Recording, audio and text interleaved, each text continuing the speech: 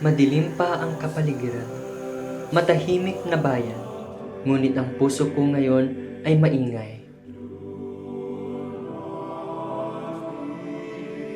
Good day my friendsies, it's Kuya Z at ipapakita ko sa inyo dito sa San Nicolas kung paano naming ipagdiwang ang dakilang kapistahan ni San Jose Patriarca, asawa ni Maria.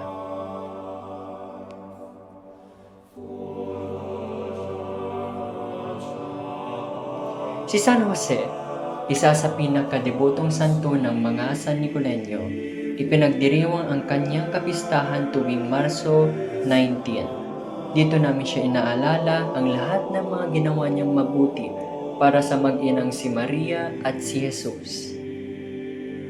Sa pagdiriwang ng dakilang kapistahan, nagsimula ang banal na misa sa pamumuno ni Reverend Monsignor Danilo L. De Varas, ang aming kura paroko.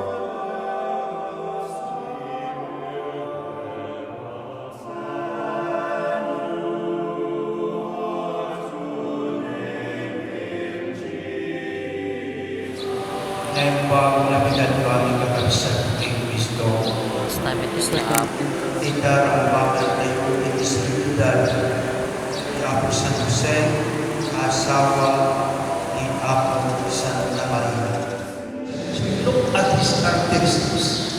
This being was the father of Jesus and husband of Mary. Dadai naman ikitain tayo ako being a mother, being a father, being Christian, being Catholic, at akali. Kada tayo dahil ng pagkakitaan ni Jose, just, obedient,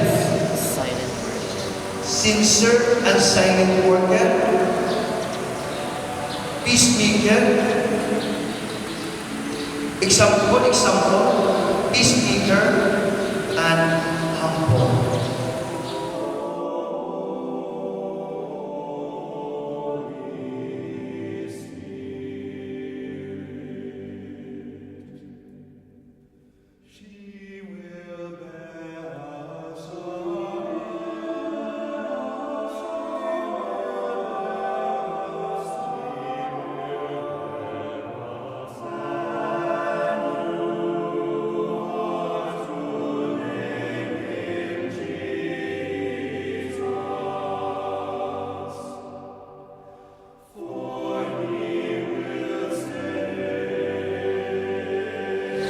Karagsak yang nagasal kepada pesta di Apo San Jose, asawa ni Virgen Santa